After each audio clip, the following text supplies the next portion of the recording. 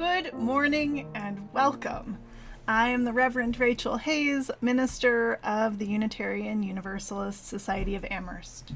Welcome to you, old friends and new, young and old, through the grace of digital connections. You are an essential part of our celebration today.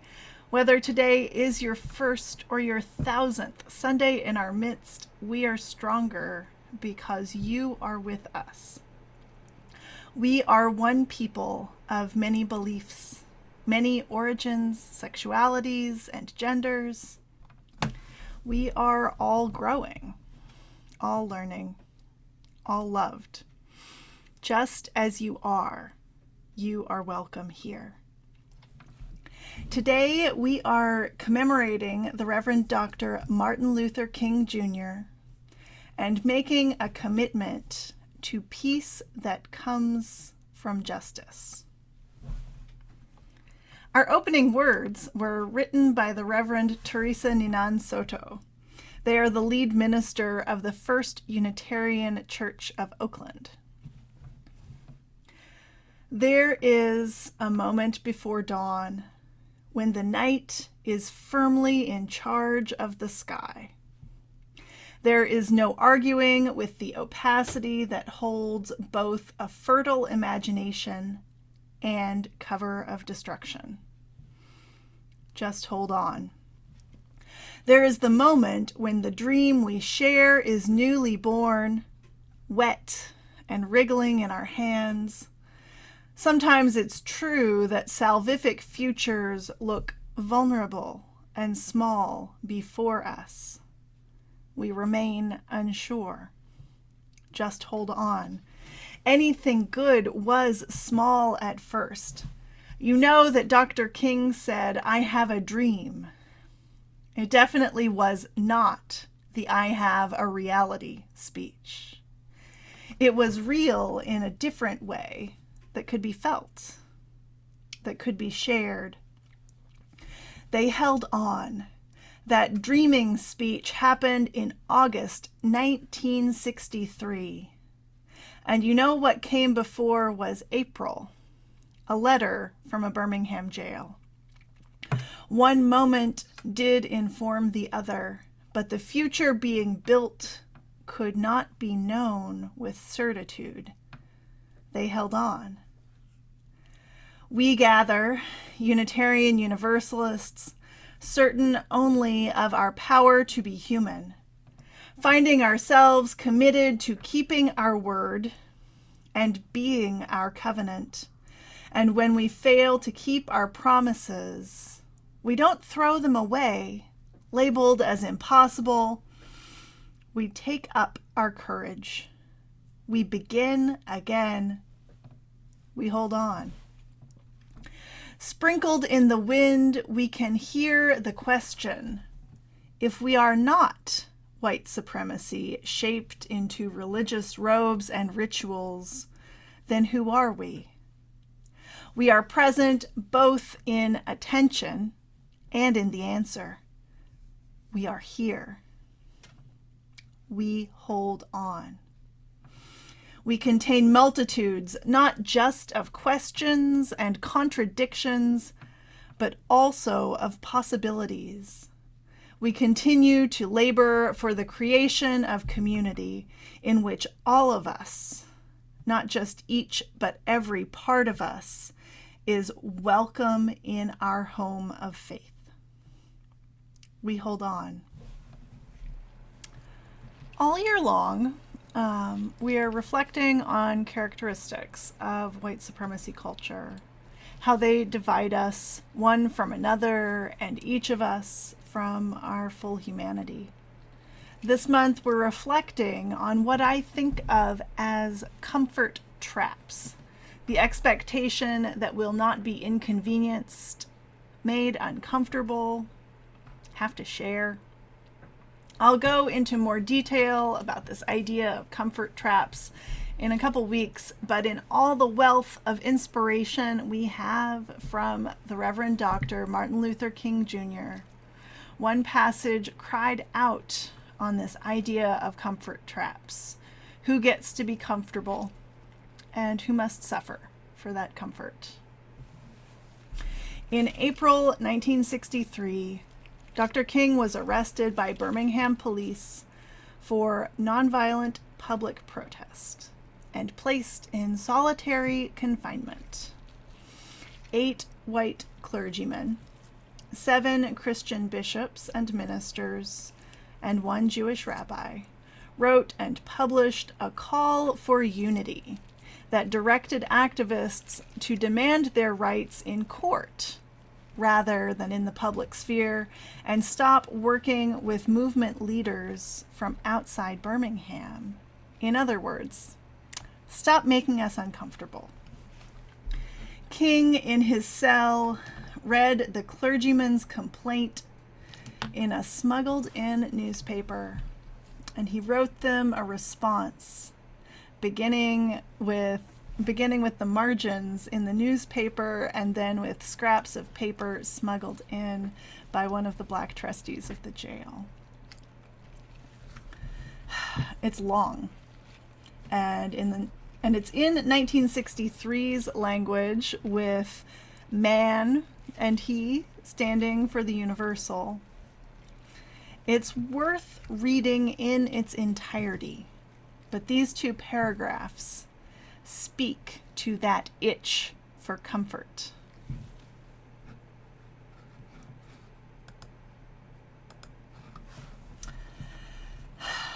I must make 2 honest confessions to you, my Jewish and Christian brothers. First, I must confess that over the past few years, I have been gravely disappointed with the white moderate. I have almost reached the regrettable conclusion that the Negro's great stumbling block in his stride toward freedom is not the white citizens' counselor or the Ku Klux Klanner, but the white moderate, who is more devoted to order than justice, who prefers a negative peace, which is the absence of tension, to a positive peace, which is the presence of justice, who constantly says, I agree with you in the goal you seek, but I cannot agree with your methods of direct action, who paternalistically believes he can set the timetable for another man's freedom, who lives by a mythical concept of time, and who constantly advises the Negro to wait for a more convenient season. Shallow understanding from people of goodwill is more frustrating than absolute misunderstanding from people of ill will. Lukewarm acceptance is much more bewildering than outright rejection. I had hoped that the white moderate would understand that law and order exist for the purpose of establishing justice, and that when they fail in this purpose, they become dangerously structured dams that block the flow of social progress. I had hoped that the white moderate would understand that the present tension in the South is a necessary phase of transition from an obnoxious negative peace in which the Negro passively accepted his unjust plight to a substantive and positive peace in which all men will respect the dignity and worth of human personality.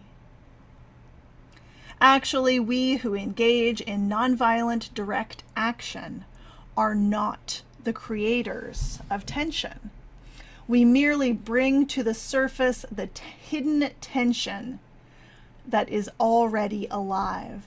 We bring it out in the open where it can be seen and dealt with, like a boil that can never be cured so long as it is covered up, but must be opened with all its ugliness to the natural medicines of air and light. Injustice must be exposed, with all the tension its exposure creates, to the light of human conscience and the air of national opinion before it can be cured. Actually, we who engage in nonviolent direct action are not the creators of tension. We merely bring to the surface the hidden tension that is already alive. There is a tension between the knowledge that injustice is happening and what we actually want to do about it. And it's easy to think that there's nothing any of us can do to change. Sure, there are people who want to go back to when white people overtly controlled our whole political sphere and societal organization. I don't think I'm speaking to any of them today. But I do think that comfort is addictive.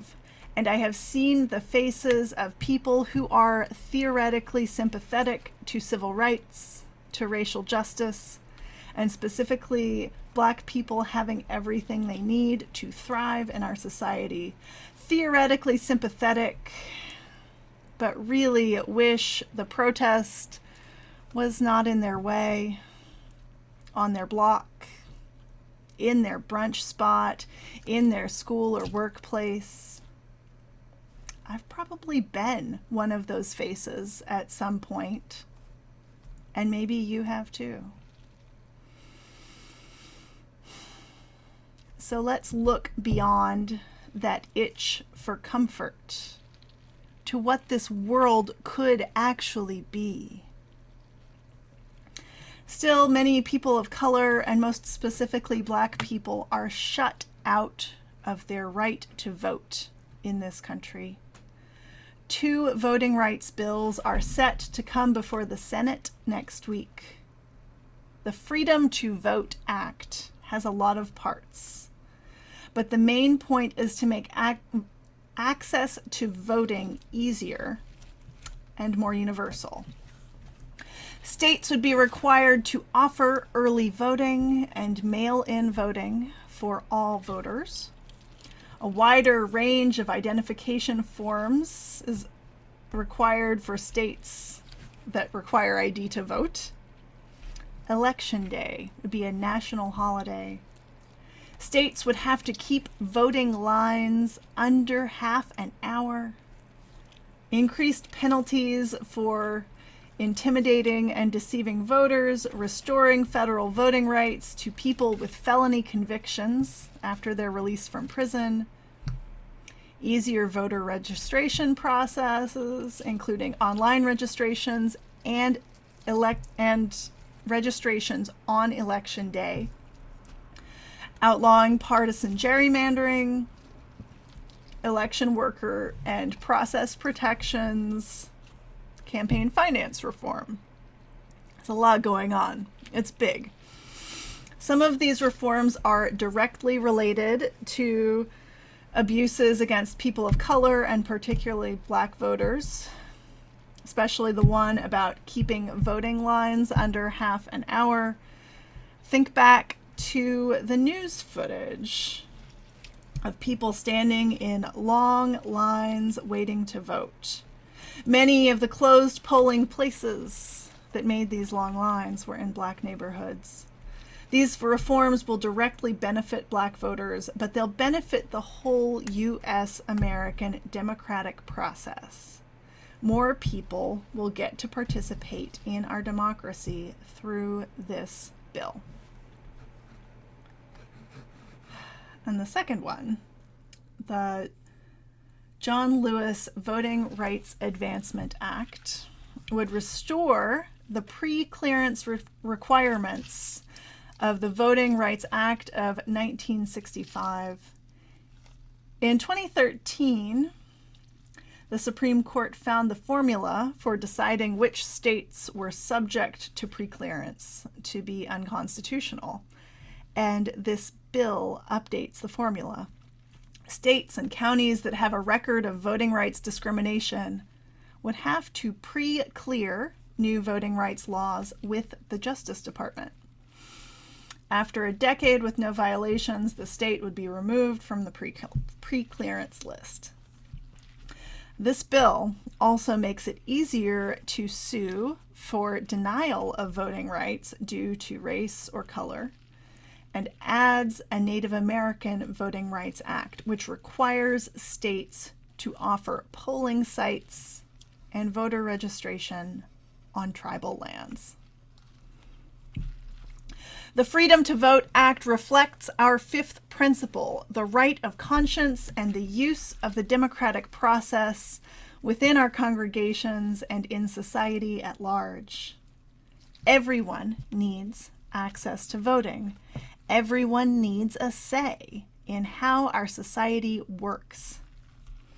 The John Lewis Voting Rights Advancement Act reflects our eighth principle, journeying toward spiritual wholeness by working to build a diverse, multicultural, beloved community, by our actions that accountably dismantle racism and other oppressions in ourselves and in our institutions. These actions dismantle racism built into our voting system, and it requires states to be in accountable community around how we do voting. Voting was only one part of Dr. King's legacy. He spoke out against violence, poverty, and war, too. But right now, this week, voting rights are a place where we can directly participate in Dr. King's ongoing work. There are a few ways I will invite you to do this. The first one is easy and sweet. If you vote in Massachusetts, it's literally a thank you call to our senators, thanking them for supporting voting rights. If you're somewhere else, alter your message to suit how your senators vote. Kyle just put a link in the chat for this fast UU the Vote action. Click through to get an automated phone call, instructions, and script for calling your senators in support of voting rights. Once you've done that, the next way is to call voters whose senators might be persuaded to support voting rights. And phone banking with Common Cause and other nonpartisan pro-democracy organizations is a great way to do this. I hear King talking about the white moderate, and I hear Kristen Sinema talking on the news, and maybe we want to talk to her constituents, right? And this third one is longer term, so it's not just next week. Do you remember how people from our congregation sent hundreds, maybe thousands of postcards to voters in key states before the 2020 election with Reclaim Our Vote, encouraging voters to register and stay informed about the election? We're doing it again in advance of primaries all across the South. Contact Ann-Louise White to get involved in this important project. Her email is in the chat. If the idea of making calls or sending postcards makes you uncomfortable, that's okay. We're not here to be comfortable. We're not here to avoid or ignore tension. We are here to join with people of goodwill all over this country in building justice, in creating a positive peace. Our meditation this morning comes from the collection Thou, Dear God by Dr. King. The words feel made for this moment now. A time like this demands great leaders. Leaders whom the lust of office does not kill. Leaders whom the spoils of life cannot buy. Leaders who possess opinions and a will leaders who have honor, leaders who will not lie, leaders who can stand before a demagogue and damn treacherous flatteries without winking.